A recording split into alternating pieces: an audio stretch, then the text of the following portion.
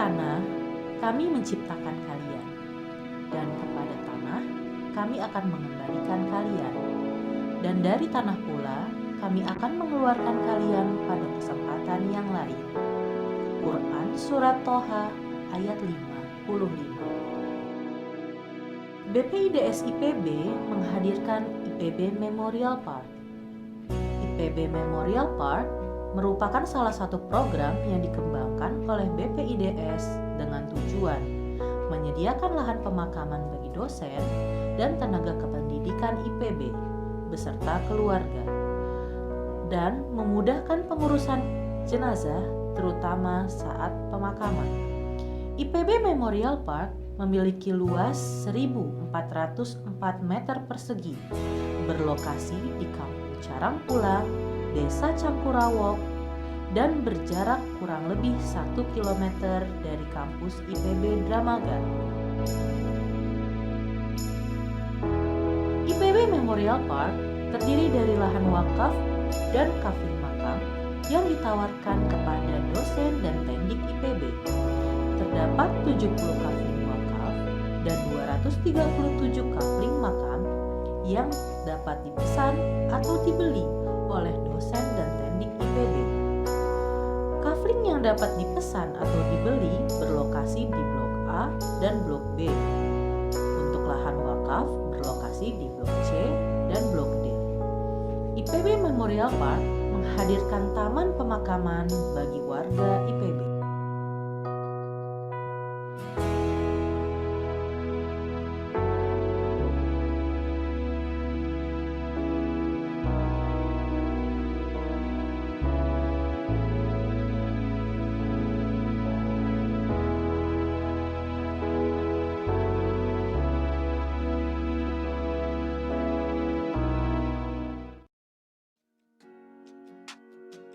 Assalamualaikum warahmatullahi wabarakatuh. Atas nama Badan Pengelola Investasi dan Dana Sosial, kami mengucapkan terima kasih atas donasi yang diberikan oleh alumni Angkatan 32. Semoga donasi ini menjadi amal soleh Bapak Ibu sekalian, dan insya Allah donasi ini akan sangat bermanfaat bagi para mahasiswa yang membutuhkan. Terima kasih. Assalamualaikum warahmatullahi wabarakatuh.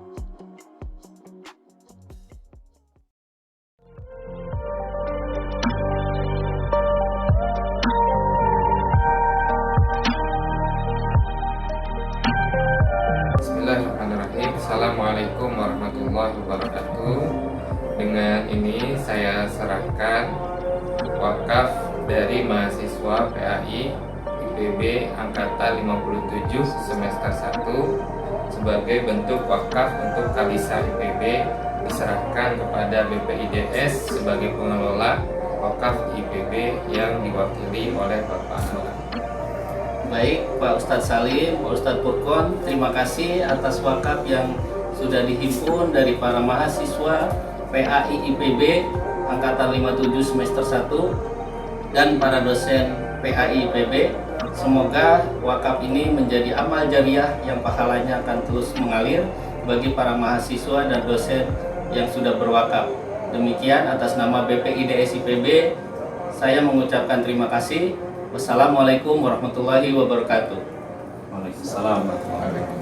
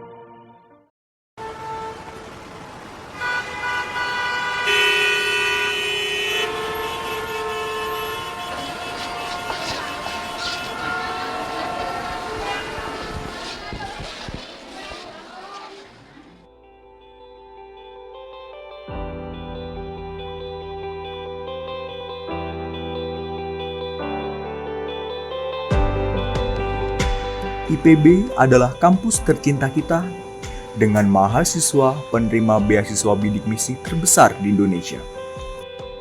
Dalam kata lain, kampus dengan jumlah mahasiswa yang kurang mampu paling banyak.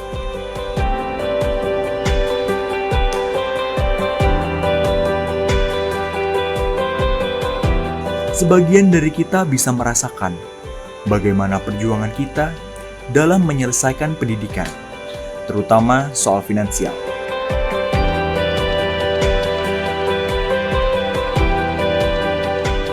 Misi ini kini terus berlanjut di adik-adik kelas kita di kampus rakyat tercinta, Institut Pertanian Bogor.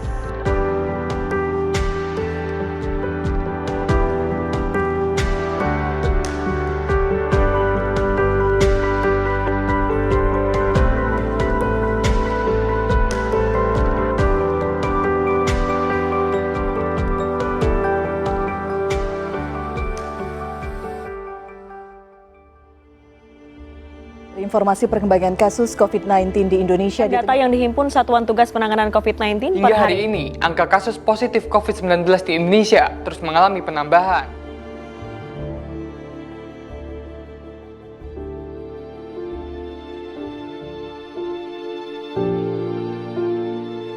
Pandemi COVID-19 membuat perjuangan adik-adik kita semakin berat.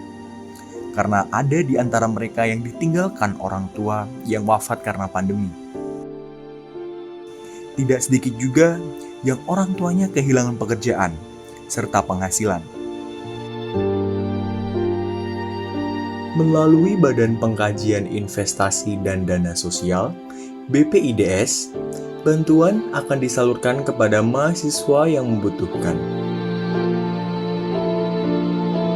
Jangan biarkan langkah mereka terhenti karena ketiadaan biaya.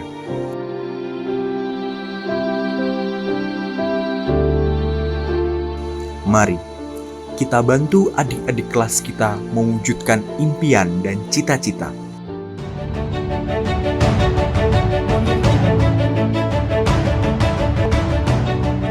Cahaya ilmu menjadi penerang masa depan mereka. Seperti kita dulu, mereka adalah orang terdekat dengan potensi besar yang merubah dari penerima menjadi pemberi manfaat dalam beberapa tahun ke depan.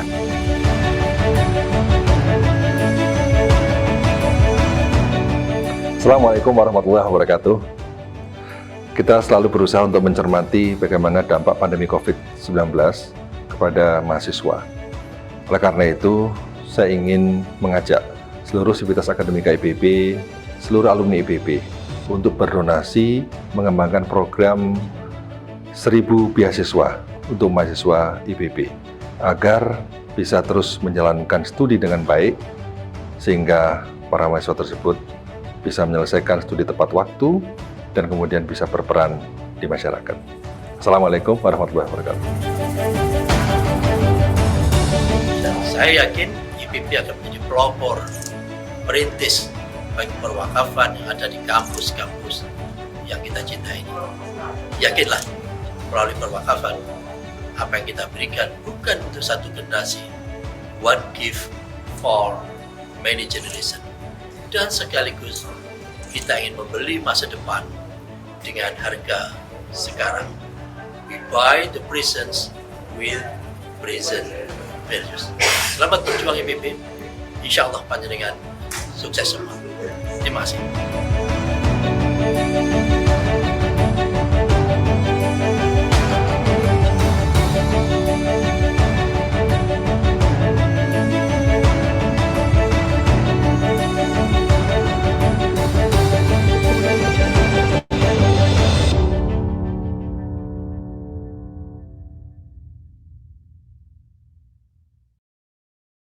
Berdasarkan data yang dihimpun Satuan Tugas Penanganan COVID-19 per hari ini, hingga hari Oktober ini, 2020, angka kasus positif COVID-19 di Indonesia terus mengalami penambahan. Hari ini Indonesia kembali mencetak rekor tambahan kasus baru harian COVID-19 dengan tambahan 4.850 kasus.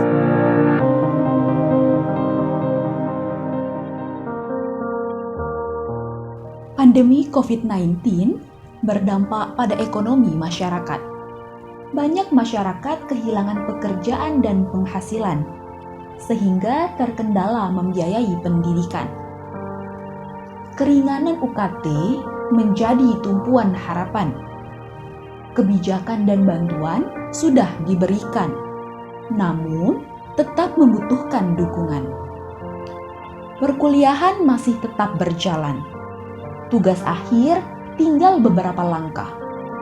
Namun kekuatan ekonomi orang tua mahasiswa mulai rentan dan perlu perhatian. Keluarga besar dan alumni IPB menjadi harapan untuk bergerak bersama mengulurkan bantuan. Program Kalisa IPB hadir guna merangkul, meringankan beban yang sedang dipikul.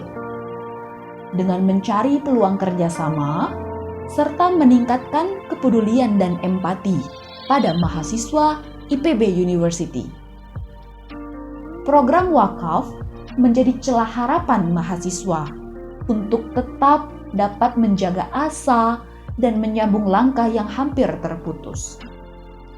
Hasil wakaf akan didistribusikan pada mahasiswa yang membutuhkan.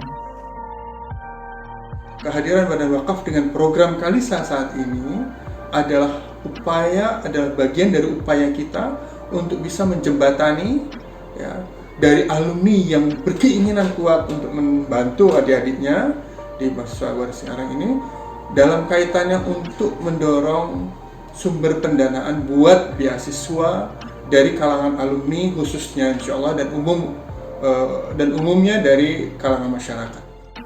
Melalui wakaf ini, maka IPB akan mendapatkan sumber-sumber pembiayaan baru untuk kelangsungan kegiatan Tridharma Perguruan Tinggi kita sebagai PTNBH.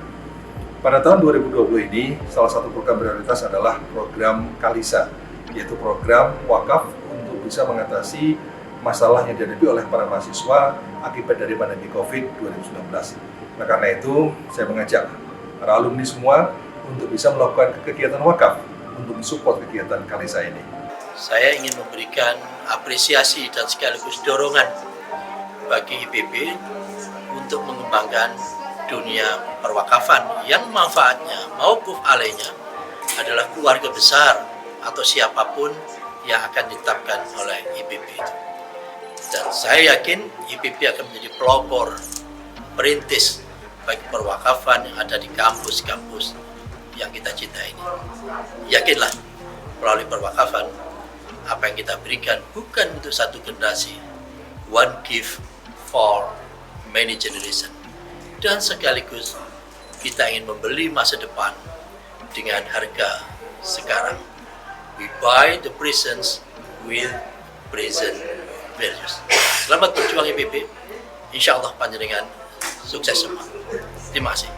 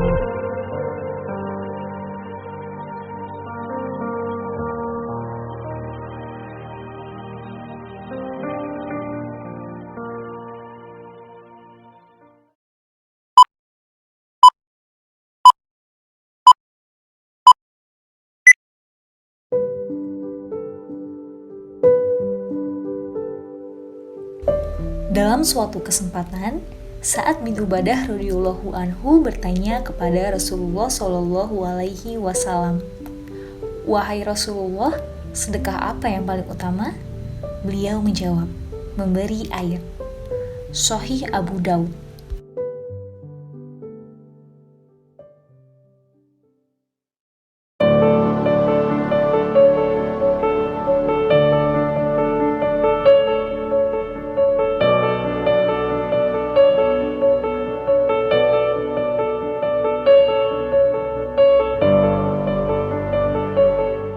Air merupakan elemen penting dalam kehidupan. Kekurangan air di dalam tubuh bisa berdampak terhadap sistem kekebalan. Namun, konsumsi air minum dalam kemasan menimbulkan sampah plastik sisa botol kemasan. Program Water Station hadir untuk memenuhi kebutuhan air minum bagi seluruh sivitas Institut Pertanian Bogor. Program yang bersifat ramah lingkungan dan mendukung Green Campus IPB. Bagi mahasiswa, keberadaan water station dapat mengurangi pengeluaran untuk mengkonsumsi air minum dalam kemasan. Assalamualaikum warahmatullahi wabarakatuh. Saya ingin mengajak Sivitas Akademika IPB, para alumni IPB untuk berdonasi untuk kepentingan wakaf water station. Wakaf water station sangat penting untuk memberikan akses bagi seluruh mahasiswa dan juga Sivitas Akademika IPB terhadap air bersih. Insya Allah keberkahan selalu menyertai kita dengan terus kita beri manfaat untuk orang lain. Assalamualaikum warahmatullahi wabarakatuh. Allah berfirman, makan dan minumlah dari rezeki yang diberikan Allah, dan janganlah kamu berkeliaran di muka bumi dengan berbuat kerusakan.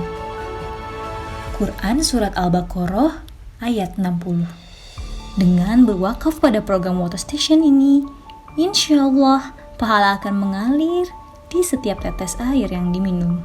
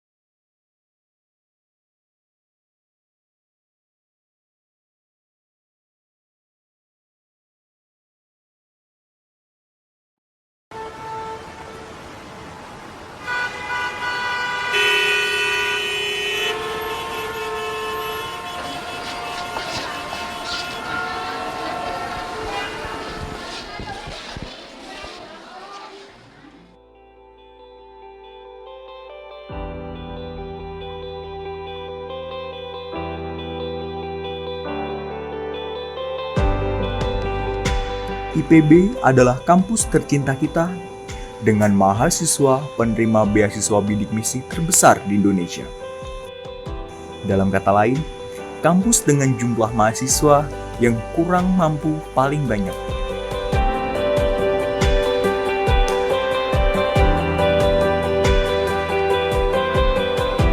Sebagian dari kita bisa merasakan bagaimana perjuangan kita dalam menyelesaikan pendidikan, terutama soal finansial.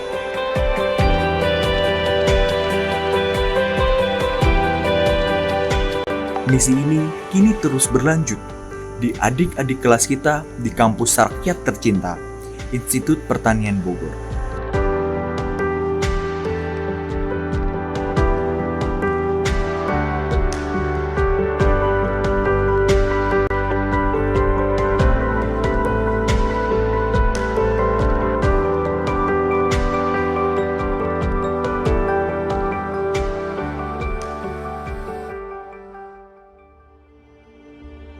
Informasi perkembangan kasus COVID-19 di Indonesia. Data yang dihimpun Satuan Tugas Penanganan COVID-19 hingga hari ini, angka kasus positif COVID-19 di Indonesia terus mengalami penambahan.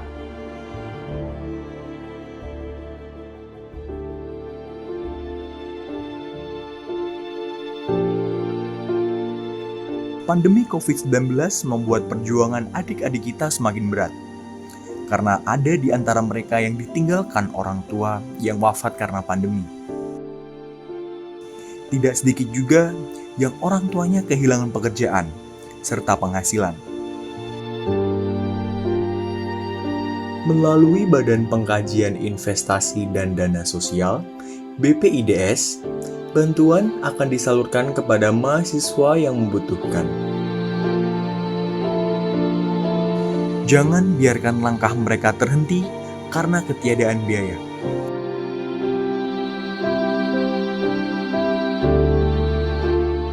Mari kita bantu adik-adik kelas kita mewujudkan impian dan cita-cita.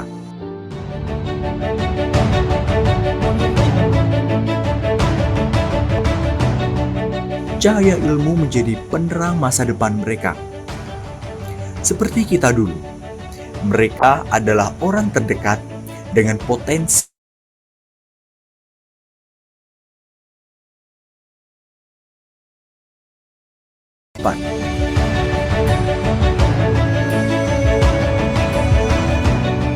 Assalamualaikum warahmatullahi wabarakatuh. Kita selalu berusaha untuk mencermati bagaimana dampak pandemi COVID-19 kepada mahasiswa. Oleh karena itu, saya ingin mengajak seluruh sivitas akademika IPB, seluruh alumni IPB untuk berdonasi mengembangkan program 1000 beasiswa untuk mahasiswa IPB agar bisa terus menjalankan studi dengan baik sehingga para mahasiswa tersebut bisa menyelesaikan studi tepat waktu dan kemudian bisa berperan di masyarakat. Assalamualaikum warahmatullahi wabarakatuh. Saya yakin IPB akan menjadi pelopor perintis bagi perwakafan yang ada di kampus-kampus yang kita cintai ini. Yakinlah, melalui perwakafan, apa yang kita berikan bukan untuk satu generasi, one gift for many generation. Dan sekaligus kita ingin membeli masa depan dengan harga sekarang. We buy the presence with present values. Selamat berjuang IPB. Insya Allah panjenengan sukses semua. Terima kasih.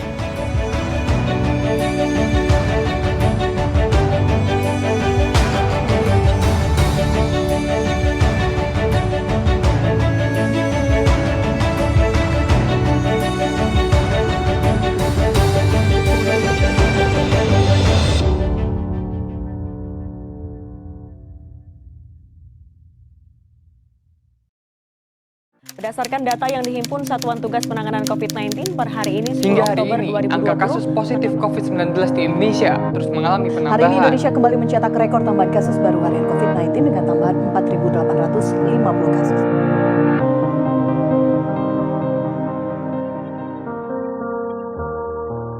Pandemi COVID-19 berdampak pada ekonomi masyarakat. Banyak masyarakat kehilangan pekerjaan dan penghasilan, sehingga terkendala membiayai pendidikan. Keringanan UKT menjadi tumpuan harapan. Kebijakan dan bantuan sudah diberikan, namun tetap membutuhkan dukungan. Perkuliahan masih tetap berjalan. Tugas akhir tinggal beberapa langkah. Namun kekuatan ekonomi orang tua mahasiswa mulai rentan dan perlu perhatian. Keluarga besar dan alumni IPB menjadi harapan untuk bergerak bersama mengulurkan bantuan. Program Kalisa IPB hadir guna merangkul, meringankan beban yang sedang dipikul. Dengan mencari peluang kerjasama, serta meningkatkan kepedulian dan empati pada mahasiswa IPB University. Program wakaf menjadi celah harapan mahasiswa untuk tetap dapat menjaga asa dan menyambung langkah yang hampir terputus. Hasil wakaf akan didistribusikan pada mahasiswa yang membutuhkan.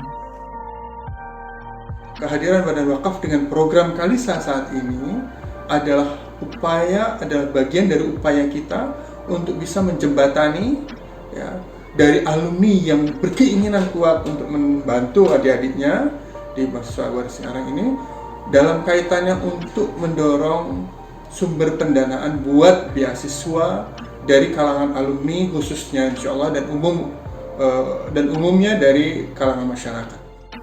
Melalui wakaf ini, maka IPB akan mendapatkan sumber-sumber pembiayaan baru untuk kelangsungan kegiatan Tridharma Perguruan Tinggi kita sebagai PTNBH.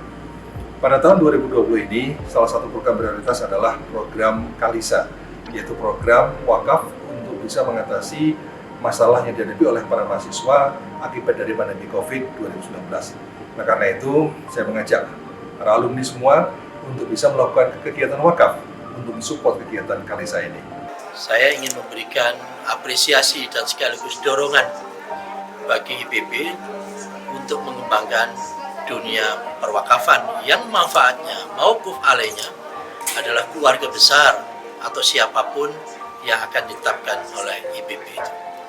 Dan saya yakin IPB akan menjadi pelopor, perintis bagi perwakafan yang ada di kampus-kampus yang kita cintai ini. Yakinlah, melalui perwakafan, apa yang kita berikan bukan untuk satu generasi, one gift for many generation. Dan sekaligus kita ingin membeli masa depan dengan harga sekarang. We buy the presence with present values. Selamat berjuang IPB. Insya Allah panjenengan sukses semua. Terima kasih.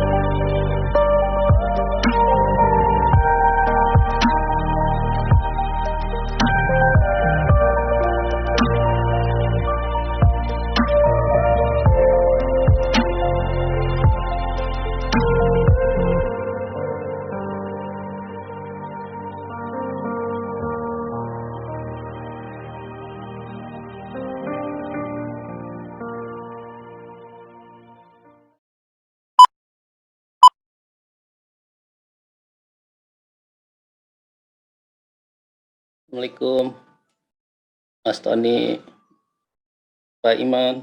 Waalaikumsalam. Sudah bergabung ya Pak Iman, Mas Tony, Ya. Bapak Ibu sekalian. Ya. Adik-adik mahasiswa. Kita langsung mulai saja ya Pak Iman dan Mas Tony. Mangga. Ya, mungkin nanti yang lain akan bergabung kemudian. Oke, kita mulai. Bismillahirrahmanirrahim. Assalamualaikum warahmatullahi wabarakatuh. Waalaikumsalam warahmatullahi wabarakatuh. Alhamdulillahirrabbilalamin. Wassalatu wassalamu ala asrofil anbiya wal mursalin wa ala alihi wa sahbihi ajmain, amma ba'du. Alhamdulillah, pagi hari ini kembali kita akan melaksanakan kajian Jiswab, dan untuk hari ini alhamdulillah narasumber kita Pak Iman Hilman sudah bergabung, dan juga moderator Pak Sony juga sudah bergabung. Dan bersama kita juga ini saya lihat bergabung ada dosen mahasiswa, ada Bu Dwi di sini dan teman-teman mahasiswa yang lainnya. Silakan Mas Sony untuk dipandu kajian Jiswab kita, dan seperti biasa nanti ada adik-adik mahasiswa yang bertugas untuk membacakan ayat-ayat suci Al-Qur'an. Mangga Mas Sony. Baik, terima kasih Pak Ala. Bismillahirrahmanirrahim. Assalamualaikum warahmatullahi wabarakatuh. Waalaikumsalam warahmatullahi wabarakatuh. Alhamdulillah, puji dan syukur senantiasa kita panjatkan kehadirat Allah SWT. Sebab sekalian alam, mudah-mudahan kita yang hadir dalam majelis zikir ini mendapat berkah dari Allah SWT. Salawat serta salam mari kita berikan kepada junjungan kita Nabi besar Muhammad sallallahu alaihi wasallam. Mudah-mudahan kita dapat syafaat kelak di yaumil akhir. Bapak Ibu hadirin yang berbahagia, pada pagi hari ini alhamdulillah sudah kehadiran narasumber ya, dengan Bapak Ustadz Iman Hilman. Beliau adalah dosen di Fakultas Ekonomi Bisnis di Pakuan ya, di Pakuan, dan beliau juga sebagai Ketua DKM Masjid Alumni IPB. Beliau alumni angkatan 23. Iya. Di membawakan tema seputar pinjol ya Ustadz ya. Iya. Ya, baik. Saya kira menarik. Mohon teman-teman yang hadir bisa mengingatkan teman-temannya.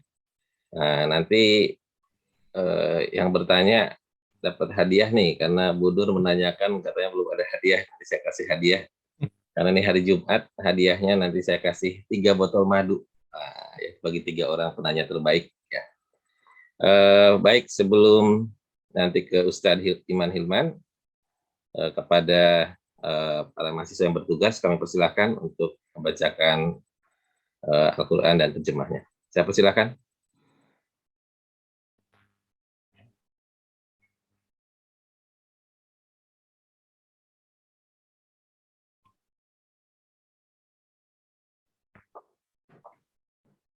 Mas Sani ya.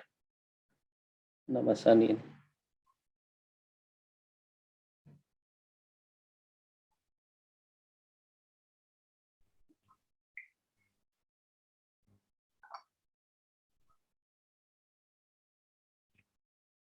Mas Sani sudah ada di tempat? Tes, tes. Halo?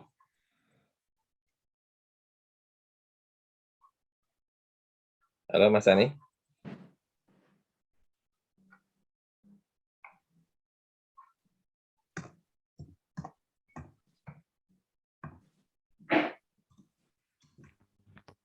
Mas Sani, punten. Mungkin ada gangguan sinyal kali Pak Sani. Atau ini, Mas Farid kira ini. Halo, Mas Farid?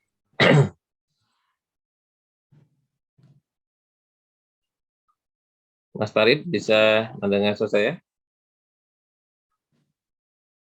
Diganti dengan Mas Sani, Mas Soni, tapi Oh, kelihatannya Mas Sani. mungkin ada kendala kali. Mas Sani? Tes, tes, Mas Sani.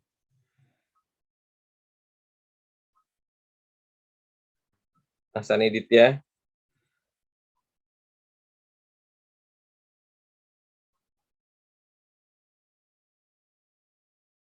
Baca Ummul Quran aja kalau tidak. Ya, baik. Baik, kita sama-sama baca Ummul Quran, Al-Fatihah.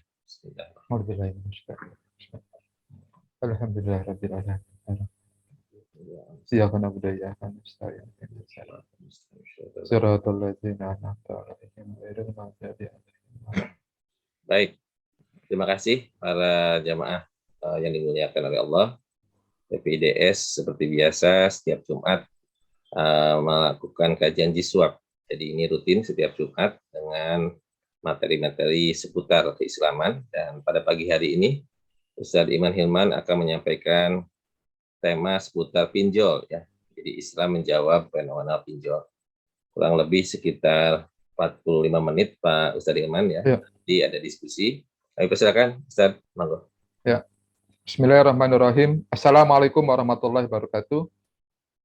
Alhamdulillah, alhamdulillahilladzi arsala rasulahu bil huda wa dinil haq liyudhhirahu 'ala dini kullih wa kafa billahi syahida.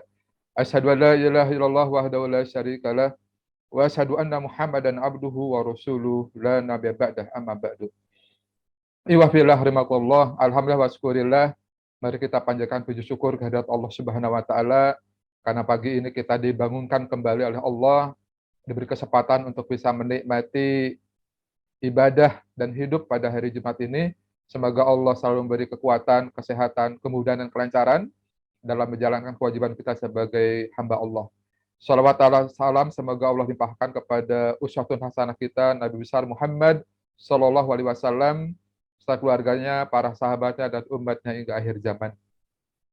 Alhamdulillah, saya ucapkan terima kasih kepada BPIDS IPB, Pak Ala dan teman-teman PPIDS yang alhamdulillah sudah menjalankan inisiatif yang bagus ya untuk mengembangkan wakaf di IPB dan juga melakukan kajian rutin setiap Jumat pagi ini. Luar biasa, ini saya kira sesuatu yang sangat bagus untuk kemudian dikembangkan lebih lanjut.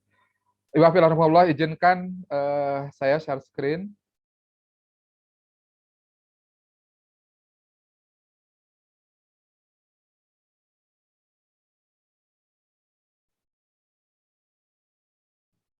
Apakah sudah bisa dilihat?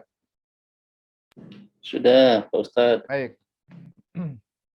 Baik, pada kesempatan pagi ini saya ingin mengajak kita untuk melihat bagaimana Islam menjawab fenomena pinjaman online ini. Kenapa saya tertarik ya untuk kemudian membahas ini? Karena Islam harusnya bisa menjawab fenomena ini. Karena Islam adalah ajaran yang sangat sumulia, yang mengatur semua segi kehidupan.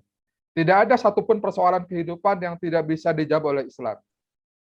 Kita melihat sekarang fenomena, lihat kalau dari sekian banyak berita tentang pinjol, ya, ibu di Depok bunuh diri, polisi temukan cat tagihan pinjol 12 juta. Bayangin aja, seorang ibu di Depok bunuh diri. Ini. Kemudian juga di Wonogiri, ibu asal Wonogiri bunuh diri tak kuat ditagih pinjol ilegal. Ini baru yang ada di berita. Saya kira ini adalah fenomena gunung es ya. Yang tidak diberitakan lebih banyak lagi, baik yang bunuh diri maupun yang tidak bunuh diri. Bisa jadi yang stres. Bisa jadi suami istri akhirnya bubar, bercerai, gara-gara ditekan, diteror oleh pinjaman online ini. Nah, berdasarkan data dari PPATK nih, rakyat susah akibat pandemi, pinjol ilegal malah merajalela. PPATK deteksi transaksi 61 triliun, bayangkan saja. Ini baru pinjol ini saya kan baru beberapa tahun ini aja kan. Mungkin baru 3 tahun terakhir inilah ada. Sebelum-sebelumnya belum ada fenomena pinjaman online ini. Begitu. Dan pinjol ini kan ada dua, ada yang legal, ada yang ilegal. Nah, yang ilegal saja itu sudah 61 triliun. Belum yang legalnya. Bapak Ibu sekalian, ya. Nah, bayangkan aja kalau 61 triliun itu berapa ribu orang yang sudah menjadi nasabah pinjol. Ya. Dari sekian ribu itu, mungkin sebagian itu adalah orang-orang yang kemudian hidupnya tertekan oleh tekanan-tekanan dari penagih, ya, debt collector dari pinjol. Nah, lantas bagaimana? Apa solusinya begitu? Apakah Islam tidak bisa tidak memberikan solusi begitu? Bapak Ibu sekalian yang saya hormati, mengapa ini terjadi? Karena coba saya ingin tanya Bapak Ibu sekalian deh, ya. Kalau sekarang kita sedang butuh uang yang sifatnya mendesak dan kita tidak punya agunan apapun di rumah misalnya ya. Misalnya butuh uang 5 juta, 10 juta, kondisi mendesak, mau ke mana? Mau ke bank? Nggak bisa, harus ada agunan. Dan prosesnya lama. Mau ke mana?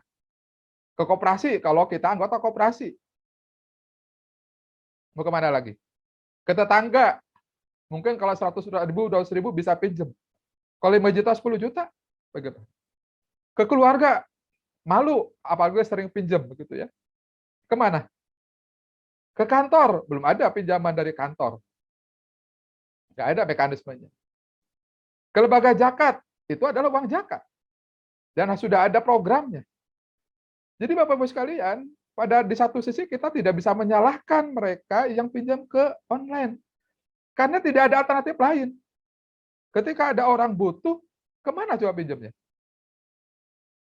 Nah, oleh karena itu maka pasti ada jawaban dari Islam untuk fenomena ini. Nah, ini ada berdasarkan keterangan dari OJK, ya. Ada 6 bahaya pinjol ilegal ini. Yang pertama adalah bunga tinggi. Karena pinjaman online itu bunganya luar biasa, ya. Ini sama dengan kalau dulu itu sebelum ada pinjol itu ada namanya bank keliling. Saya pernah ke beberapa desa itu menemui masyarakat itu sudah terperangkap oleh bank keliling. Waktu itu tapi bank keliling kan sifatnya konvensional kan, belum pakai online. Nah, sekarang sudah dengan teknologi ada online. Tapi mekanisme sama. Mereka memudahkan memberikan pinjaman, mudah memberikan pinjaman, tapi bunganya tinggi, biaya administrasinya besar, tenornya singkat. Pinjamnya nggak bisa lama-lama, nggak bisa sampai 5 tahun misalnya, atau 10 tahun, paling hanya setahun, 2 tahun, atau beberapa bulan saja. Tenornya singkat. Jadi bunga tinggi, biaya besar, tenor singkat. Kemudian mereka menghalalkan segala cara dengan menggunakan dan menyebar data pribadi, melakukan teror dan intimidasi. Dan mereka jelas ilegal dan tidak dilindungi oleh OJK. Ya, ini yang ilegal. Yang legal, ya perbedaannya hanya mereka berbisnis secara legal. Tetapi mengenai bunganya, ya tetap tinggi. Karena mereka memberikan kemudahan di dalam memberikan pinjaman, tapi akhirnya ya bunganya adalah bunga yang tinggi begitu ya. Nah, ini bahaya dari pinjol ilegal. Kira-kira kenapa penyebab pinjol ini berkembang? Ya. Yang pertama adalah karena perkembangan teknologi informasi. Jelas teknologi informasi ini bukan berarti kita salahkan, itu adalah memang sesuatu yang kita butuhkan. Cuman satu hal yang kemudian menjadi penyebab ya pinjol berkembang itu karena memang ada teknologi berbasis. Yang itu tadi, sebelum ada pinjol, orang minjem dari bank keliling kalau di masyarakat pedesaan. Begitu ya. Kemudian pinjol ilegal ini pelaku umumnya dari WNA asing yang menghalalkan segala cara. Ya mereka nggak peduli ya. Tuhan mereka adalah uang. Yang penting uang untung sebanyak mungkin, nggak peduli orang lain rugi, celaka, nggak peduli. Yang penting adalah bagaimana mereka dapat untung. Kemudian yang ketiga adalah minimnya literasi masyarakat terutama terhadap informasi di media sosial. Karena pinjol ini digencar masif sekali pemasarannya melalui SMS, melalui WA, melalui medsos dan sebagainya. Dan biasanya masyarakat minim literasi itu. Mereka menyangka ini pinjaman yang ya, wah ada mudah nih, murah, gampang dapat uang, pinjaman 1 juta, 2 juta langsung tanpa survei, langsung dapat. Mereka tidak memikirkan ada cost yang besar, ada biaya yang besar yang harus mereka tanggung, baik dari investasi maupun pinjaman, bunganya. Kemudian apalagi sekarang kondisi masyarakat yang relatif lagi susah. Sebelum pandemi aja sudah banyak angka kemiskinan kita, apalagi dengan adanya pandemi, tambah lagi masyarakat tambah lebih susah lagi. Ya, jadi ini yang menyebabkan pinjol ini berkembang karena kondisi masyarakat sedang sulit. Ya. Kemudian yang kelima, gaya hidup masyarakat yang lebih besar pasak daripada tiang. Ya. Gaji 2 juta, waduh, pengeluarannya bisa 3 juta lebih. Ya. Naik gajinya jadi 4 juta, pengeluarannya lebih banyak lagi. Gaya hidup kita, ya, gaya hidup. Bahkan kadang gaji belum naik, gaya hidupnya sudah meningkat seperti itu. Ya. Kemudian yang keenam, nah ini lemahnya pengawasan dari pemerintah. Ya bayangin aja, walaupun sekarang alhamdulillah pemerintah sudah bergerak, ya, meringkus, ya, menangkap para pelaku pinjol. Tapi ya agak terlambat sebenarnya. Bayangin aja sudah 61 triliun terkumpul, baru bergerak. Seharusnya kan kalau memang sudah deteksi dari awal harusnya langsung dilakukan tindakan, jangan sampai sudah banyak korban baru kemudian dilakukan tindakan. Ya tapi alhamdulillah ya, ala kulli hal alhamdulillah sudah ada tindakan-tindakan supaya tidak terlalu banyak korban bergelimpangan, lebih banyak lagi. Nah, hadirin sekalian, intinya adalah di sini ada demand yang tinggi, orang lagi butuh uang, baik karena kesulitan maupun karena gaya hidup. Orang butuh uang. Sementara supply-nya, penyedia pinjamannya terbatas, yaitu tadi sangat terbatas. Saya kalau ditanya, kalau memang butuh uang kemana? Bingung saya juga, kemana ya? Minjem kemana begitu? Yang mudah. Apakah Islam tidak punya solusi? Nah, mari kita jawab pada pagi ini. Ya. Jadi, adakah solusi dari Islam? Persoalan yang pertama yang kita jawab adalah bagaimana hukum meminjam dalam Islam. Nah, ini karena ini kita bicara masalah pinjam-pinjam dulu nih. Ya. Pinjam meminjam dalam Islam adalah aktivitas yang boleh dilakukan, ya, berdasarkan ya kesepakatan orang yang meminjam maupun dipinjami, baik secara mutlak tidak terikat waktu maupun dibatasi waktu. Nah, dalam syariat Islam pinjam meminjam adalah akad atau perjanjian yang berupa peminjaman manfaat dari suatu benda yang halal dari seorang pada orang lain tanpa adanya imbalan, dengan tidak mengurangi ataupun mengubah barang tersebut dan nanti akan dikembalikan setelah diambil manfaatnya. Jadi pinjaman itu tidak harus dalam bentuk uang, boleh dalam bentuk barang. Zaman Rasulullah dan para sahabatnya sering mereka minjamkan, misalnya meminjamkan lahan, meminjamkan alat pertanian, meminjamkan unta misalnya, atau meminjamkan apapun lah, tanpa adanya imbalan, tanpa ada bunga atau apapun. Tapi tidak mengurangi ketika dikembalikan dalam kondisi yang sama dengan ketika meminjam. Misalnya kita minjam motor dengan kondisi bensinnya penuh. Ya ketika dikembalikan, bensinnya harus penuh lagi. Jangan sampai ketika minjem motor, bensinnya penuh, dikembalikan, bensinnya sudah kosong. Itu nggak boleh. Ya, boleh kita memanfaatkan motornya, bisa. Minjem mobil, minjem rumah, minjem lahan, kembalikan. Seperti itu. Ya. Asal hukum pinjam-pinjam adalah sunnah. Karena setara dengan tolong-menolong. Namun bisa juga wajib, seperti meminjamkan kain pada orang yang membutuhkan pakaian. Kemudian bisa juga haram kalau barangnya adalah barang yang haram atau untuk aktivitas yang haram. Ya. Nah, tapi keempat mazhab dalam hukum Islam sepakat bahwa dalam transaksi pinjam-meminjam ini tidak diperbolehkan qard atau pinjaman yang bertujuan mendatangkan keuntungan bagi peminjam. Jadi nggak boleh ada tuh yang namanya bunga, Atau misalnya minjemnya 1 juta, kembalikan harus 1,1, nggak boleh. Pinjam 10 juta, kembalikan harus 12 juta, itu nggak boleh kalau pinjam-pinjam. Hukumnya, karena itu menjadi riba. Ya. Pinjam-meminjam dalam kondisi seperti ini tidak, kita nggak bicara masalah kredit bank, bukan, belum ya. Kita bicara masalah pinjam-meminjam. Dengan kata lain, praktik riba harus dijauhi dan hukumnya haram. Atau memberikan syarat, saya pinjam 100 juta dengan syarat rumah kamu dijual kepada saya. Itu juga nggak boleh, ada syarat-syarat seperti itu. Ya. Jadi secara hukum, secara fikih, hukum meminjam dalam Islam itu boleh. Ya. Bahkan di zaman Rasulullah, para sahabat pun biasa hukum pinjam meminjam itu. Gitu ya. Nah, ada etikanya juga, etika meminjam uang itu. Yang pertama, ketika meminjam uang, seseorang harus punya niat yang kuat untuk membayar saat jatuh tempo. Jadi ketika kita meminjam uang tuh harus ada niat, pasti akan membayarnya. Niat yang kuat untuk membayarnya. Jangan sampai ada mau saya niat minjam uang, nanti ngembaliin nanti aja deh.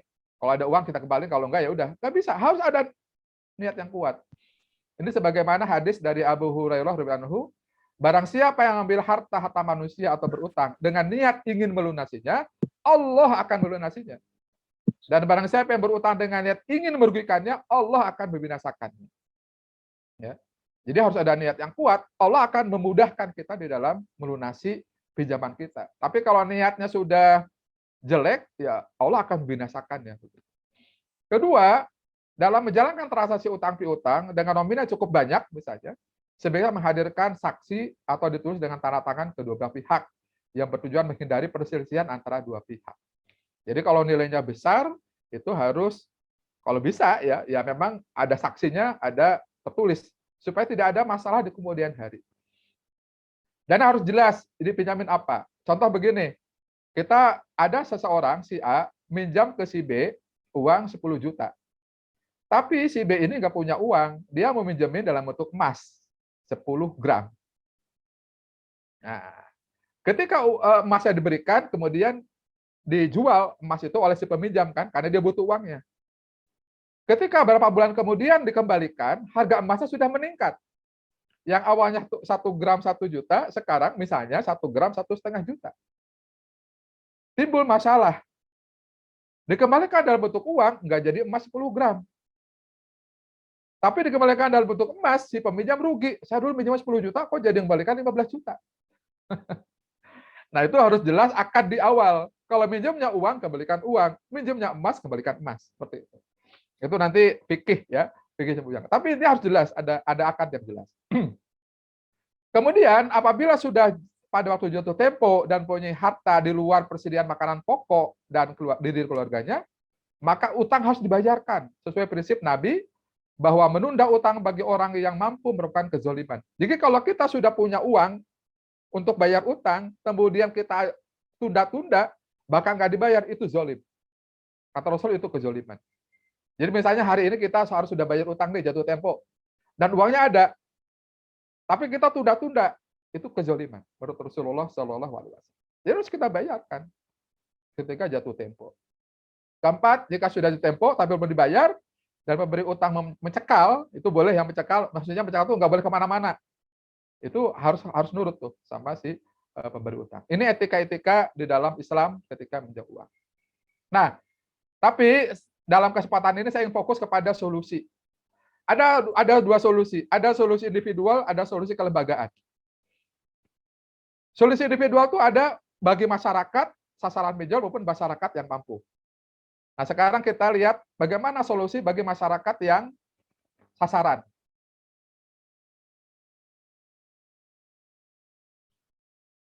Bapak sekalian, nah ini kita harus pinter memilah-milah dalil ya. Nah, ini adalah solusi satu untuk masyarakat yang menjadi target pinjol. Ya. Ini solusi individual dulu nih. Yang pertama adalah masyarakat harus diajarkan etos kerja. Menghargai kerja keras, dan ketika ada masalah mengutamakan meminta pertolongan Allah dengan sabar dan sholat. Wasta'inu bisobri wassolat. Dan minta tolong pada Allah dengan sabar dan sholat. Jadi masyarakat itu harus kita ajarkan etos kerja. Ya. Ini dalam salah satu keterangan seluruh hadis, Nabi SAW baru kembali dari perang Tabuk, Beliau melihat tangan Sa'ad yang melepuh, kulitnya gosong kehitam-hitaman karena diterpa sengatan matahari. Kenapa tanganmu, kata Rasulullah? Karena aku mengolah tanah dengan cangkul ini untuk mencari nafkah keluarga, menjadi tanggunganku. Rasulullah SAW mengambil tangan Sa'ad dan menciumnya. Saya berkata, inilah tangan yang tidak akan pernah disentuh api neraka. Ya. Nah, dalam bait lain, setelah mencium tangan seseorang pekerja, beliau bersabda, hadhihi yadun yuhibbullahu wa rasuluhu. Inilah tangan yang Allah dan Rasulnya mencintainya. Ya. Jadi Islam itu sangat mengajarkan etos kerja, mengajarkan kerja keras, tidak mengajarkan malas-malasan, tidak mengajarkan tangan di bawah, tapi mengajarkan tangan di atas. Jadi ini harus kita ajarkan nih. Ya. Dalam hadis yang lain, riwayat Imam Tabrani dan Baihaqi, barang siapa di waktu sorenya merasa kelelahan karena bekerja, berkarya dengan tangan sendiri, maka di waktu sore pula lah ia terampuni dosanya. Jadi luar biasa. Kalau kita bekerja keras, niat karena Allah, dilaksanakan dengan syariat sesuai dengan Allah, adalah hal yang halal, maka itu akan menjadi kafarat, pengampun dosa-dosa kita. Insya Allah. Begitu murahnya Allah, kasih sayangnya Allah. Jadi kita bekerja kelelahan, ya, paginya, sorenya itu diampuni dosa kita. Asal niatnya karena Allah. Yang kedua, bekerjanya bekerja yang halal sesuai dengan syariat Allah. Nah, yang kedua adalah tidak menjadikan berutang sebagai gaya hidup. Nah, ini masalahnya Bapak-Ibu sekalian. Sekarang ini kita di zaman era kapitalisme ya, yang begitu luar biasa masif, kita tuh diajarkan, bahkan didorong-dorong supaya berutang. Kita nggak butuh ditawarin kartu kredit, ya kan? Ditawarin nih boleh minjam. Minjam boleh, tapi jangan jadikan gaya hidup.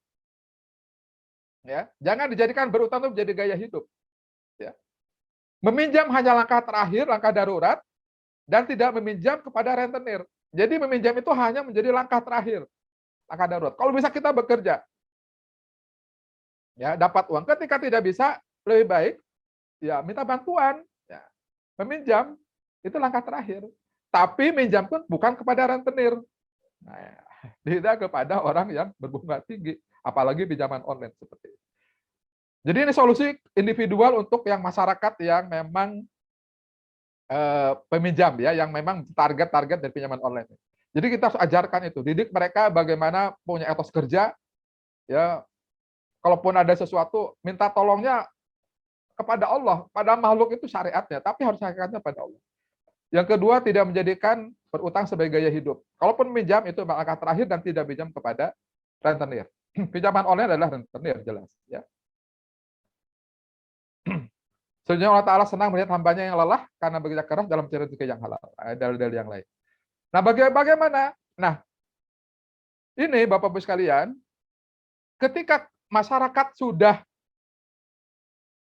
meminjam, punya utang, maka dalil yang dipakai dalil ini nih. Dalil yang dipakai. Bagi yang pelunasan, yang punya utang, ini dalilnya. Apa? Harus segera membayar utangnya. Ini dalam Umar bin Abdul Aziz, ya, dari Umar bin Aziz, ini bukan hadis tapi kata-kata Umar bin Aziz. Aku wasiatkan kepada kalian agar tidak berhutang, meskipun kalian merasakan kesulitan. Karena sesungguhnya hutang adalah kehinaan di siang hari, kesengsaraan di malam hari. Tinggalkanlah ia. Niscaya martabat harga diri kalian akan selamat dan masih tersisa kemuliaan bagi kalian di tengah-tengah manusia selama kalian hidup. Jadi Umar bin Abdul Aziz, salah seorang keturunan dari Umar bin Khattab yang menjadi salah seorang khalifah yang luar biasa, terkenal, ya. Beliau mewasiatkan ini. Jadi kalau bisa utang itu jangan menjadi gaya hidup dan jangan jadi kebiasaan. Boleh berutang, tapi kalau bisa dihindari, begitu ya. Kemudian hadis yang lain, dalil yang lain ada hadis riwayat Ibnu Majah. Siapa saja yang berutang lalu berniat tidak mau melunasinya, maka dia akan bertemu Allah pada hari kiamat dalam status sebagai pencuri. Jadi bagi yang punya utang, ini dalil harus segera melunasi utang. Bahkan kata Rasulullah dalam hadis ada 5 hal yang harus segera disegerakan. Salah satunya adalah membayar utang. Yang lainnya apa? Yang lainnya adalah ketika ada tamu segera beri itu hidangan, ya. Kemudian yang kedua, kalau punya anak gadis segera nikahkan. Yang ketiga, kalau jenazah, ya, itu segera dikuburkan. Salah satu ini, kalau punya utang segera bayar. begitu ya. Harus segera bayar utang. Ini dalil yang dipakai untuk orang yang punya utang. Nah, solusi lain adalah untuk masyarakat yang mampu. Ya, ada solusinya. Apa solusinya? Yang pertama adalah kita atau siapapun yang mampu harus diajarkan untuk mau membantu dan meringankan beban orang lain. Memasukkan, harus berusaha berniat setiap hari, berusaha masukkan rasa bahagia kepada hati orang lain dengan memberi menjaman kebaikan atau memberi hibah. Jadi kita yang mampu itu harus diberi motivasi untuk membantu. Jadi di satu sisi, kalau masyarakat yang itu dalilnya adalah kerja keras. Kalaupun minjam, segera lunasi. Begitu. Nah, tapi bagi kita, atau bagi yang mampu, maka dalilnya ini. Barang siapa yang bantu seorang muslim dalam suatu kesusahan di dunia, maka Allah akan menolongnya dalam kesusahan pada hari kiamat. Dan barang siapa yang meringankan beban seorang muslim sedang kesulitan, maka Allah akan meringankan bebannya di dunia dan akhirat. Kemudian riwayat Tabarani, manusia yang paling dicintai Allah adalah yang paling memberikan manfaat bagi manusia. Adapun amalan yang paling dicintai Allah adalah membuat muslim paling bahagia. Mengangkat kesusahan orang lain, membayarkan utangnya, atau menghilangkan rasa laparnya. Sungguh, aku berjalan bersama saudaraku yang muslim untuk sebuah keperluan, lebih aku cintai daripada beritikaf di masjid ini selama sebulan penuh. Bayangin aja. Hadis yang sahih. Padahal iktikaf di Masjid Nabawi itu luar biasa pahala besar. Sangat besar pahalanya iktikaf di Masjid Nabawi. Sholatnya aja itu 1000 kali lipat dibandingkan sholat di masjid yang lain. Sholat di Masjid Nabawi. Iktikafnya demikian. Tapi kata Rasulullah, aku lebih mencintai ketika seseorang berjalan untuk keperluannya, maksudnya untuk bekerja mencari nafkah, daripada iktikaf di masjid ini selama sebulan penuh. Apalagi untuk kemudian menolong orang lain. Jadi ini dalil. Jadi bagi dalil ya orang yang memang lagi sedang jadi sasaran, itu harus kerja keras. Kalaupun pinjam, harus bayar utang dengan segera. Bagi orang mampu, dalilnya adalah ketika ada orang yang butuh, bantu. Ringankan beban orang lain. Masukkan rasa bahagia kepada orang lain. Dan kalau kita punya piutang, ini dalilnya. Anjuran untuk meringankan penagihan piutang. Dan jika orang berutang dalam kesulitan, maka berilah tengah waktu sampai dia memperoleh kepala tangan. Dan jika kamu menyedekahkan utang itu lebih bagi kamu jika kamu mengetahui. Surah Al-Baqarah ayat 280. Hadis riwayat Ibnu Majah, Ahmad dan Al-Hakim, barang siapa beri tempo waktu kepada orang yang berutang, yang mengalami kesulitan bayar utang, maka ia mendapatkan sedekah setiap hari sebelum tiba waktu pembayaran. Jika waktu pembayaran telah tiba, kemudian memberi tempo lagi setelah itu kepadanya, maka yang mendapat sedekah pada setiap hari semisalnya. Dalilnya jangan dibalik. Orang yang punya utang jangan pakai dalil ini. Nih, banyak di masyarakat terbalik. Yang punya utang pakai dalil ini, tenang aja, dia kan harusnya meringankan beban saya. Nggak bisa. Ini dalil bagi yang punya piutang. Bagi yang utang, dalilnya adalah kalau punya utang, segera bayarkan. Tapi bagi yang punya piutang nih, dalilnya ini, kalau bisa ringankan. Kalau perlu sedekahkan. Nah, ya. Jadi jangan dibalik dalilnya nih. Nah, kadang kita nih pakai dalil yang kurang pas ya. Jadi bagi yang punya piutang ini dalilnya. Bagaimana supaya kita meringankan beban orang yang punya utang. Tapi bagi yang punya utang, dalilnya yang tadi, bagaimana membayar utang dengan segera. Nah, ini adalah solusi individual. Ya. Nah, bagaimana solusi kelembagaannya, Bapak Ibu sekalian? Karena kita tidak cukup hanya dengan sekedar menjadikan pribadi-pribadi baik yang menolong maupun ditolong itu punya fikroh yang bagus, ya punya pemahaman yang sama. Itu butuh waktu. Dan tidak cukup.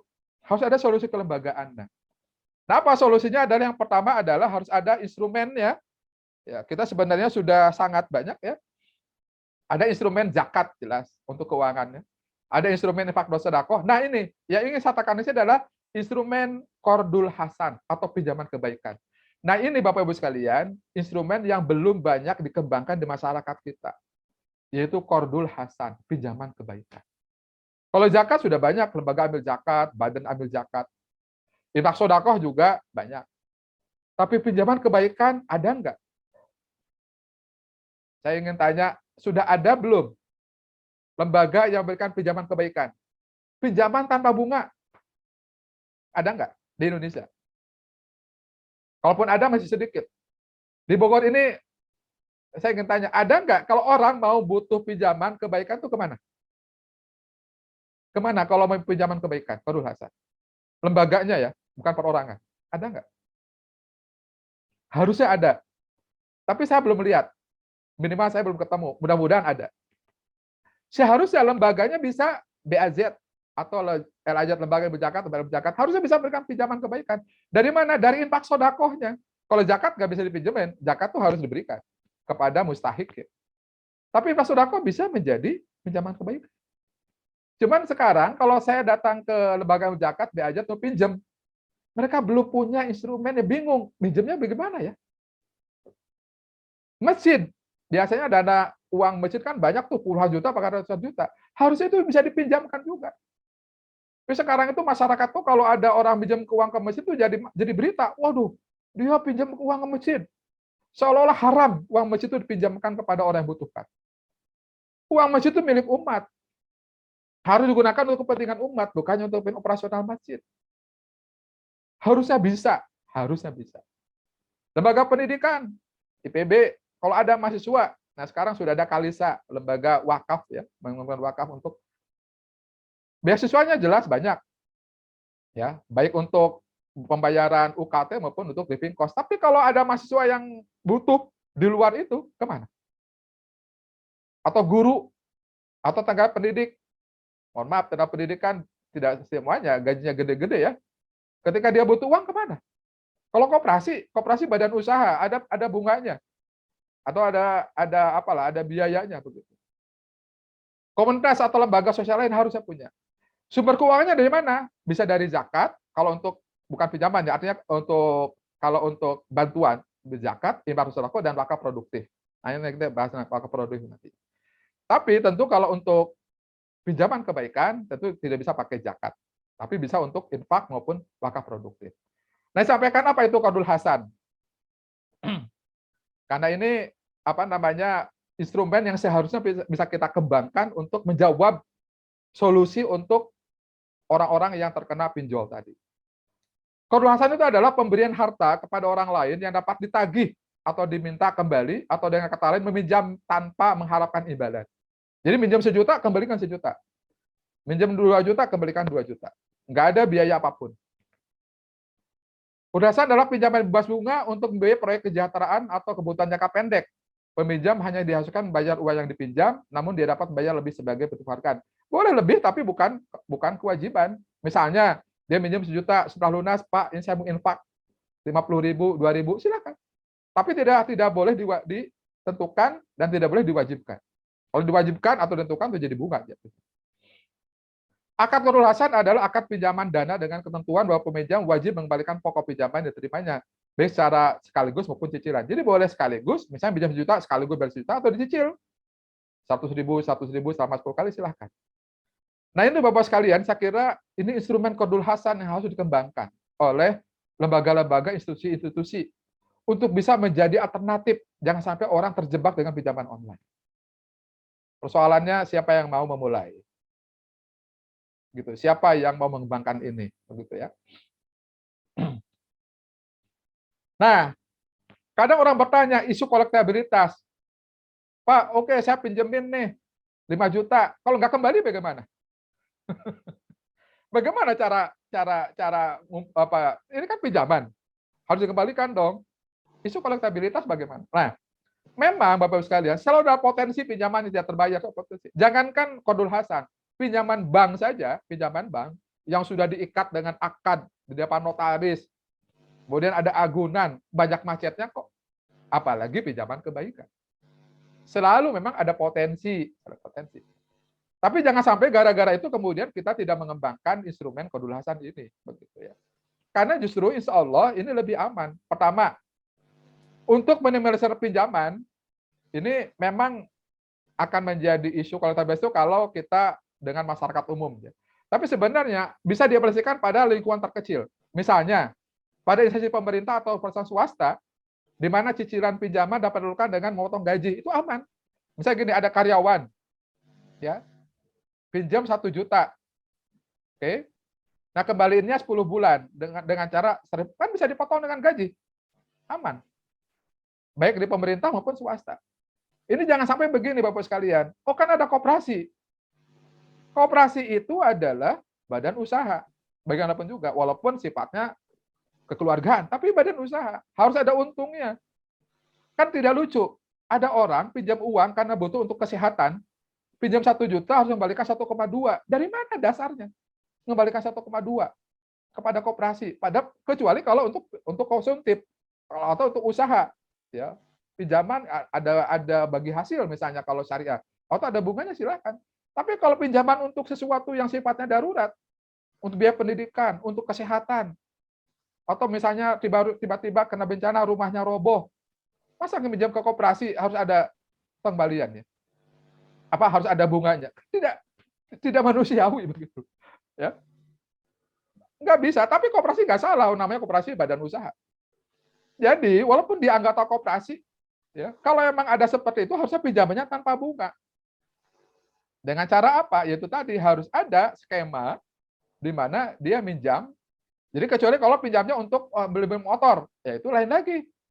Itu konsumtif, itu bisa pakai murabahah. Ya, silahkan. Tapi kalau sifatnya darurat nih, itu harusnya ada mekanisme qardul hasan. Ya, jadi kalau ke pemerintah atau swasta harusnya bisa nih. Karyawan itu bisa potong gajinya. Atau kalau koperasi, ya. Jadi yang sifatnya pinjaman komersial silahkan pakai bunga atau bagi hasil. Ya. Kalau sifatnya konsumtif pakai murabahah. Siapa mau beli motor, silakan pakai murabahah, jual beli akadnya. Ya. Atau mau beli laptop, beli handphone untuk anak belajar online, silahkan. Tapi kalau sifatnya darurat, rasanya sih masa sih pinjam darurat untuk kepentingan yang darurat, misalnya untuk kesehatan, biaya rumah sakit, masa dikenakan bunga atau bagi hasil, kan nggak mungkin. Ya. Jadi harus ada itu. Jadi koperasi bisa jadi diberikan karena ada terdaftar sebagai anggota, maka yang jadi agunannya misalnya adalah simpanan pokok dan simpanan wajibnya seperti itu. Atau kepada komunitas yang anggotanya terdaftar. Misalnya ada komunitas goes, ya, komunitas apapun, ada anggotanya terdaftar di mana jelas tinggalnya begitu. Ya tinggal ditagih aja tiap bulan transfer dan sebagainya. Atau pada jamaah masjid kan jelas jamaahnya di mana itu. Misalnya satu RW, ya lingkungan RW itu di masjid itu harusnya bisa ditopang oleh keuangan masjid sebagai pinjaman kebaikan. Inilah yang sebenarnya isu qardul hasan ini yang ingin saya tekankan di sini. Bagaimana qardul hasan pinjaman kebaikan itu harus menjadi instrumen yang disediakan oleh Islam untuk bisa menjawab alternatif orang supaya tidak terjebak kepada pinjaman online. Bapak sekalian, nah sumbernya dari mana? Nah, inilah dari infak dan sodako dan dari wakaf produktif.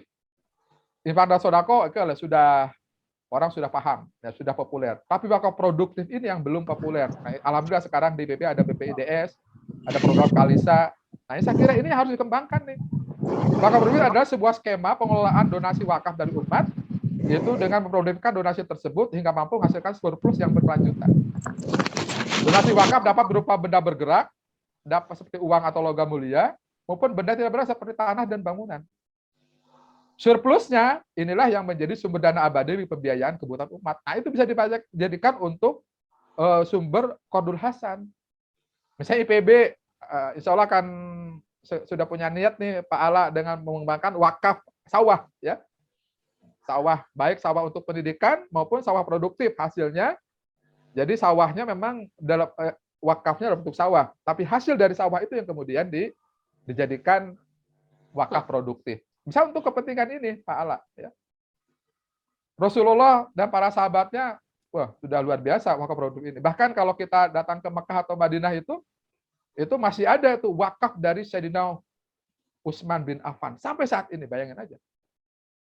Jadi 1400 tahun yang lalu Sayyidina Utsman bin Affan wakaf, sampai saat ini masih diterima manfaatnya oleh masyarakat, oleh umat. Betapa mengalirnya luar biasa kepada Sayyidina Utsman sampai hari ini. Sampai nanti selama masih wakaf itu bisa digunakan, pahalanya terus mengalir. Inilah sedekah jariyah sebenarnya. Ya, yang sedekah jariyah yang walaupun kita sudah meninggal, pahalanya akan terus mengalir. Wakaf produktif ini. Nah itulah beberapa pemikiran saja sebenarnya Pak Sony dan juga Pak Ala dan teman-teman semuanya. Jadi saya tidak ingin membahas masalah pinjaman online ya, karena itu adalah ya udahlah bisnis ya. Itu tugas pemerintah lah bagaimana supaya pinjaman online ini tidak memberatkan masyarakat, tidak merugikan masyarakat. Tetapi bagi kita adalah tanggung jawabnya adalah bagaimana memberikan alternatif. Karena yang ilegal sudah jelas, namanya ilegal, jahat, menghalalkan segala cara. Tapi yang non ilegal pun, yang legal pun menurut saya itu adalah tetap mengandung riba kan, bunganya tetap tinggi, itu tetap akan menjebak. Ya cuman masalah legal dan ilegal saja. Kita sebagai umat muslim harus punya alternatifnya. Sumber dana pinjaman Qardul Hasan itu. Persoalannya adalah sekarang kalau orang mau pinjam kemana? Sekarang banyak lembaga ambil zakat itu hanya menyediakan kantor untuk muzaki. Kalau untuk bayar zakat gampang tuh. Tapi kalau mustahik, datang ke sana, Pak, saya mau pinjam boleh nggak? Masih bingung, belum ada instrumennya. Belum ada mekanismenya. Harus dan sebagainya. Harusnya kan bisa. Oh, boleh kalau memang perlu ada survei silakan survei. Dan sebagainya. Harus ada alternatif. Nah, jadi Qardul Hasan merupakan instrumen yang belum banyak dikembangkan oleh kita, padahal itu salah satu solusi dan alternatif bagi masyarakat ketika dia butuh pinjaman, terutama pinjaman untuk darurat ya. Kalau pinjaman untuk usaha, silakan ke bank. Silakan ke koperasi. Itu bisa mudorobah, bisa musyarakah, silakan. Mau beli sesuatu yang sifatnya modal kerja atau konsumtif, silakan murabahah. Tapi untuk pinjaman sifat darurat, kan nggak pantas ada bagi hasil. Bagi hasil dari mana? Sifatnya darurat. Kan nggak pantas juga pakai bunga. Selain riba. Lantas kemana? Nah, Qardul Hasan inilah. Dari mana? Bisa dari infak, dari sodakoh, bisa maka produktif. Siapa yang mengelolanya? Bisa masjid, bisa sekolah, bisa pesantren, bisa lembaga ambil zakat, bisa siapapun. Harus ada kelembagaan. Demikian Pak Sony, ini sebagai pemicu diskusi saja. Silakan apabila mau didiskusikan lebih lanjut. Ini hanya sebagai, sekali lagi, ini adalah menurut saya solusi dari Islam untuk bisa mengurangi dampak dari adanya pinjaman online. Terima kasih. Assalamualaikum warahmatullahi wabarakatuh. Waalaikumsalam warahmatullahi wabarakatuh. Terima kasih Ustaz Imam atas materi yang luar biasa, kekinian ya.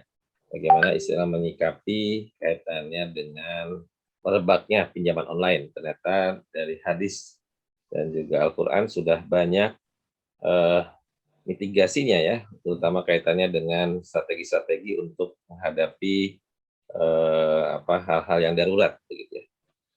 Maka Bapak Ibu sekalian yang hadir, ada yang mahasiswa, mumpung ada Pak Ustadz Iman, kalau ada yang ditanyakan, diskusikan, kami persilakan, boleh lewat langsung atau chat.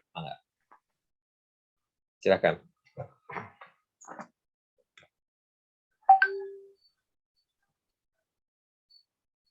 Sambil nunggu Kang Iman, kaitannya tadi dengan merebaknya ya. Sebenarnya dalam konteks edukasi nih ya, kan masyarakat ini terutama di level bawah begitu ya, dan memang membutuhkan ini tentu tadi kaitannya karena butuh gitu ya, karena butuh. Gitu. Nah sebenarnya ini fenomena apa sih gitu ya? Artinya kalau melihat banyaknya ini, apakah tadi lembaga-lembaga kita masih minim atau kesadaran untuk berjamaah kita masih minim, gitu ya, atau seperti apa gitu? Karena kan di COVID ini tentu memang permasalahan ekonomi menjadi dampak yang paling nyata di masyarakat. Mungkin kira-kira apa sebabnya, Kang Iman? Iya, ini memang merupakan kan resultan dari banyak faktor ya. Jadi sebelum kemiskinan itu, sebelum musibah pandemi itu menimpa kita memang sudah dinabarukan oleh gaya hidup yang konsumtif ya, gaya hidup yang konsumtif, gaya hidup yang ya dimudahkan untuk pinjam gitu kan. Meminjam itu bahkan sebuah gaya hidup. Kalau nggak punya kartu kredit yang banyak tuh rasanya gimana gitu ya. Kalau nggak punya pinjaman di bank rasanya gimana gitu. Itu di satu sisi itu sudah ada, karena emang sistem kapitalisme ekonomi kita yang memang masih seperti itulah. Oke. Nah di sisi lain memang kemudian masyarakat pun, kita termasuk masyarakat yang menurut dibandingkan dengan orang lain, negara lain itu masih memang etos kerjanya masih kurang. Ya. Kita lihat deh kalau bekerja deh, Jam 8 masuk kerja itu kan belum langsung kerja kan, kita baca handphone dulu. Kalau dulu baca koran, kalau sekarang baca WA dulu sebagainya. Setengah jam sebelum pulang sudah beres-beres kan begitu ya.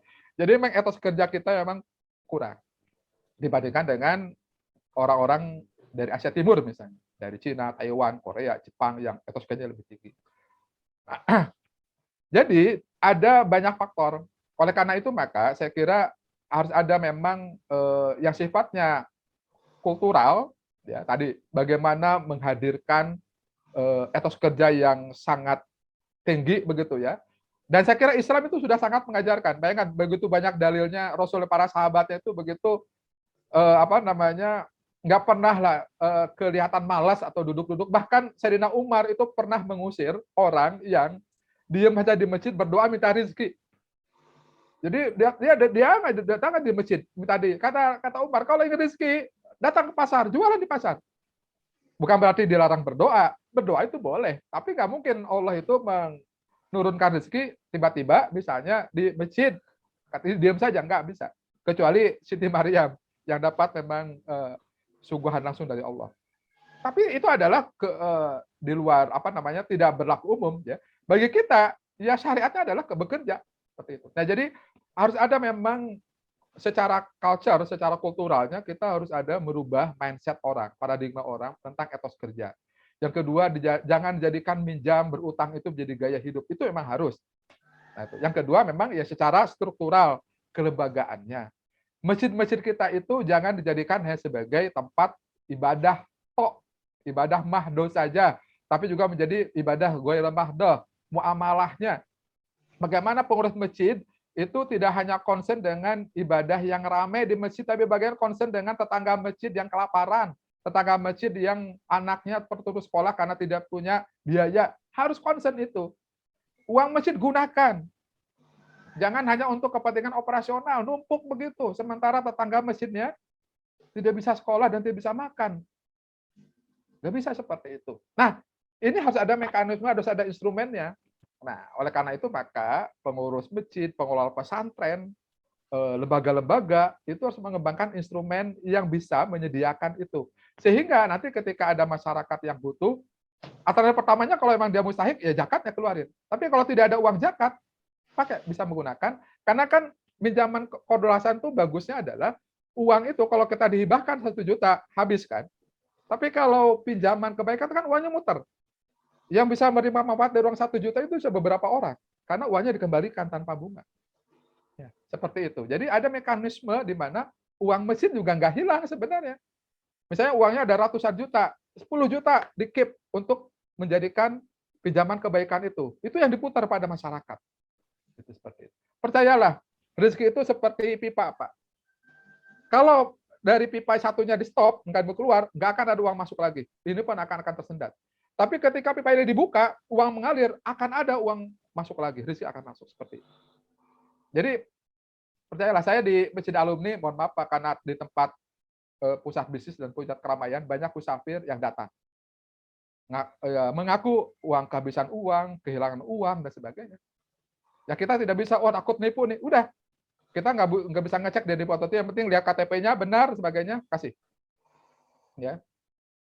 Jangan sampai takut penipu, nggak dikasih. Gimana kalau dia benar? Lebih baik salah ngasih daripada orang yang benar tidak dikasih. Misalnya, ternyata dia nipu, itu urusan dia dengan Allah. Ya, itu urusan dengan Allah. Tapi jangan sampai orang yang benar-benar butuh nggak kita kasih hanya gara-gara takut dia penipu. Lebih baik salah. Kalau kayak hukum, lebih baik salah membebaskan orang daripada salah menghukum orang yang tidak bersalah, kan gitu. Demikian juga lebih baik kita salah memberikan orang daripada tidak memberikan orang yang sebenarnya butuh. Tapi bagi lembaga yang sudah punya instrumennya, itu kan ada mekanisme. Ngisi formulir, oke. Lihat survei rumahnya, wawancara, benar nggak kita kasih. Kan ada mekanisme itu. Bagaimana mitigasi supaya tidak macet, itu bisa dilakukan. Yang penting ada ada yang bisa dikembangkan. Seperti itu untuk Qardul Hasan. Begitu Pak. Jadi memang ada strategi kulturalnya, ya, ada juga strategi strukturalnya. Strukturalnya itu kelembagaannya. Saya berharap sebenarnya lembaga amil zakat yang banyak, ada Basnas, Basda, ada Dompet Duafa, ada itu. Saya berharap sebenarnya mereka pun mengembangkan Qardul Hasan ini. Saya berharap banget. Ya. dari uang infak dan sodakohnya maupun dari wakafnya. Saya Baik. berharap seperti itu. Makasih Pak. Baik, terima kasih Ustadz Iman. Ini dari Bu Yuni ini bertanya di chat, bagaimana menyikapi peminjam yang kadang lebih galak ketika diingatkan atau ditagih terkait pinjamannya? Dan apakah dosa bila kita dibiarkan tidak menagih hutang kepada peminjam? Ya, baik. Ya itu tadi, kadang kita tuh kan salah pakai dalil ya. Terbalik. Jadi yang punya utang pakai dalil tadi. Oh, kalau ngutang kan harus ringan, harus meringankan, kalau bisa menyedekahkan. Sehingga dia malas untuk bayar. Sementara yang punya utang pakai dalil, wah kalau utang harus dibayar tepat waktu dan sebagainya. Jadi pakai dalil yang pas. Bagi yang punya utang, sekali lagi, dalilnya adalah sejak dia minjam harus punya itikad kuat untuk melunasi. Itu hukum Islam seperti itu. Harus punya niat kuat untuk melunasinya. Dan Allah akan mudahkan itu. Jadi kalau dia sudah punya niat kuat, Allah akan memudahkan untuk melunasinya. Tapi kalau sejak awal niatnya nggak kuat, bahkan punya niat jelek, Allah akan membinasakannya. Itu hadis. Nah, kalau jatuh tempo, ternyata dia belum punya juga, tinggal bicara baik-baik. Restrukturisasi utang, misalnya Pak, mohon maaf, bisa nggak ditunda sehari, seminggu, sebagainya. Kan bicara baik-baik. Jangan kemudian pasang tampang galak dan sebagainya. Nah, kewajiban kita bagi yang punya piutang tetap nagih dengan cara yang baik. Nagih dengan cara yang baik. Nggak boleh tuh pakai debt collector, pakai ngancam-ngancam itu nggak boleh. Tapi yang tadi itu, ternyata saya baru juga baca ya, boleh mencekal dalam pendapat ini, mencekal itu adalah, kamu nggak boleh tapi jangan kemana-mana, jangan keluar kota sebagainya. Itu boleh. Dan itu harus patuh tuh, si yang punya utang harus patuh. Jadi kalau misalnya ternyata, Bapak Ibu sekalian, kita punya piutang ternyata lebih galak lagi, kita doakan. Ya, kita tetap nagih nih, kewajiban itu tetap nagih, jangan dibiarkan. Kasihan. Jangan sampai dia akhirnya nggak ditagih, akhirnya kewajiban dia tidak terpenuhi. Bahkan akhirnya dia berlaku zolim, kan kasihan juga. Tapi setelah kita berusaha menagih dengan cara yang baik, tidak juga, kita kembalikan kepada Allah. Silakan, ya Allah, kalau memang orang bersangkutan itu memang belum bisa bayar karena sesuatu ketidakmampuan, beri jalan dia ke jalan keluar. Kita doakan dia. Ya, kalau ternyata dia punya nilai niat yang buruk, berikan petunjuk hidayah pada dia. Ya, beri petunjuk hidayah. Ternyata belum bisa juga, ya sudahlah. Kita pakai dalil, ringankan dan sedekahkan. Dan ternyata itu luar biasa pahalanya. Kata Allah, sedekahkan lebih baik kalau kamu mengetahui. Itu dari surah Al-Baqarah ayat 280 tadi. Memang berat Pak menyedekahkan itu. Berat, iya. Karena pahalanya pun gede. Kalau pahalanya kecil nggak berat Pak. Nah itulah ya, jadi memang tetap kewajiban kita tetap harus menagih.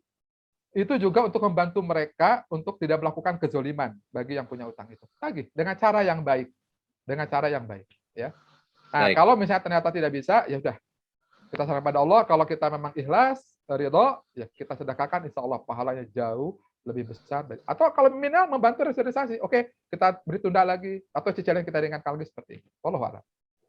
Baik, ini Bu Dwi Rahmina menyampaikan pengalaman mungkinnya di keluarganya, bisa dari keluarga katanya menghimpun kas keluarga dari infak sedekah bisa membantu yang kesulitan sehingga tidak terjerat pinjaman online atau pinjaman berbunga. Ya, saya kira ini solusi yang baik ya dari dan mungkin Pak Iman kaitan dengan tadi kan meminjam untuk yang emergensi itu kan itu sebagai dampak dari kemiskinan. Nah, mungkin lebih baik dalam konteks ini pemberdayaan ya, artinya ekonomi dulu begitu ya, pendekatan ekonomi. Lembaga-lembaga lazi ini harus konsen ke sana kan begitu ya. Karena yang tadi kan sifatnya emergensi gitu kan. Betul. Dalam jangka panjang iya, dalam jangka panjang tentu adalah harus ada upaya pemberdayaan masyarakat.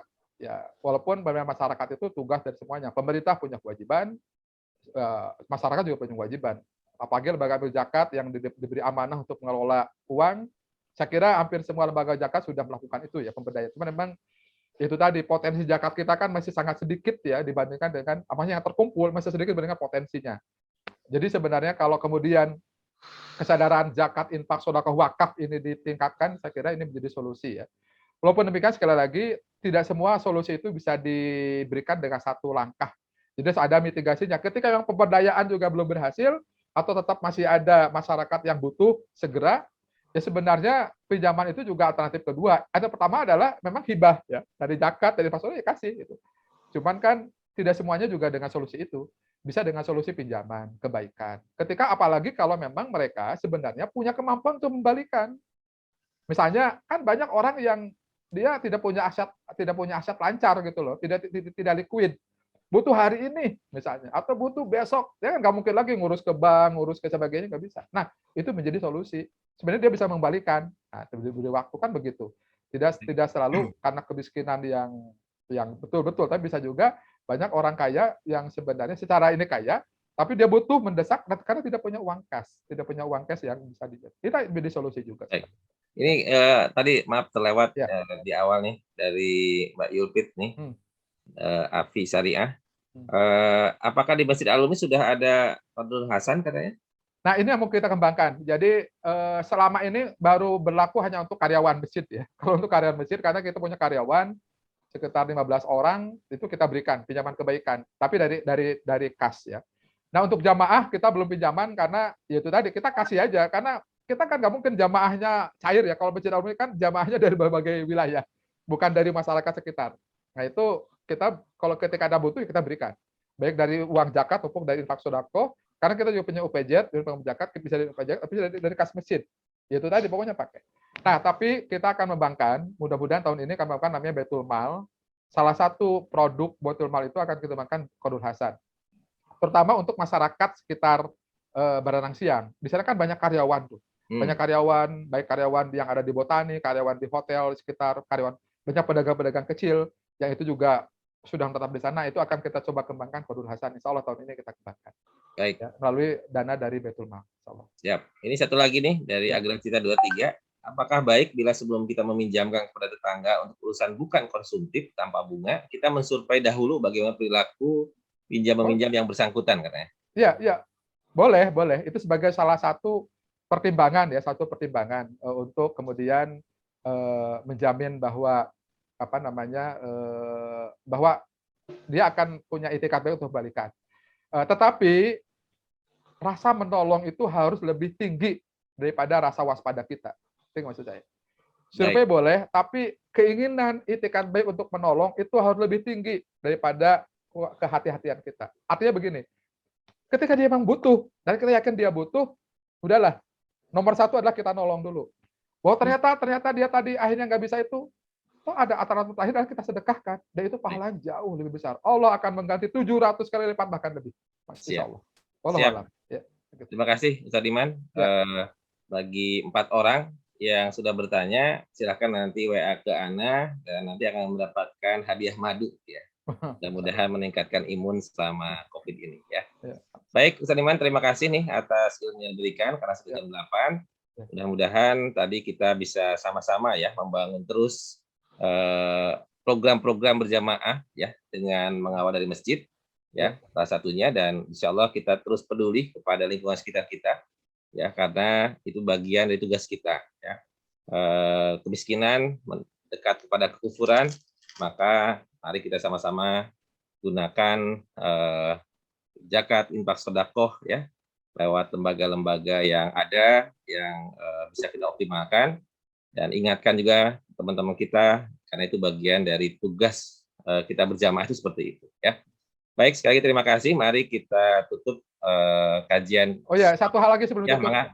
Saya ingin IPB juga punya Qardul Hasan. Terserah bagaimana caranya. Baik, nanti saya sampaikan kepada pimpinan. Terima kasih.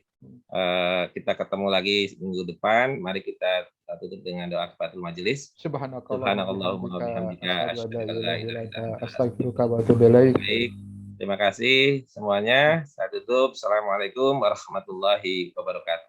Waalaikumsalam warahmatullahi wabarakatuh. Saya pamit ya semuanya.